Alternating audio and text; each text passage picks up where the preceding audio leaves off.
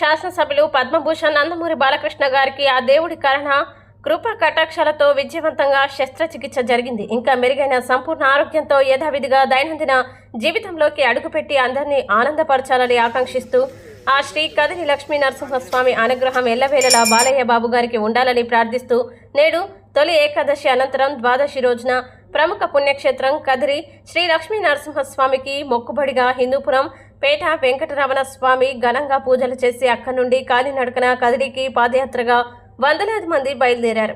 బాలయ్య బాబు గారి ఇష్టదైవమైన లక్ష్మీ నరసింహస్వామి కృపా కటాక్షం నిండుగా ఉండాలని కోరారు.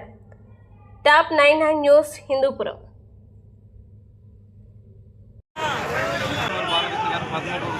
నందమూరి బాలకృష్ణ గారి ఆరోగ్యం మెరుగుపడి తొందరగా ఆయన ప్రజాజీవితంలో రావాలని కోరుకుంటూ ఈరోజు పేట వెంకటేశ్వర స్వామి టెంపుల్ నుంచి కదిరి నరసింహస్వామి టెంపుల్ వరకు పాదయాత్ర తెలుగుదేశం పార్టీ ఆధ్వర్యంలో పాదయాత్ర జరుగుతుంది. ఇది విజయవంతం కావాలని ఆయన తొందరగా ప్రజాజీవితంలో రావాలని కోరుకుంటూ సెలవు.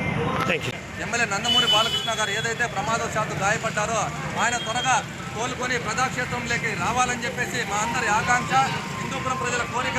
ఎందుకంటే ఎన్నో కోట్ల రూపాయల నిధులు తీసుకొని వచ్చే ఈరోజు హిందూపురం అభివృద్ధి గణలేదు కృషి చేస్తున్న మా ఎమ్మెల్యే గారు ప్రమాదవశాత్తు గాయపడడం చాలా బాధాకరం.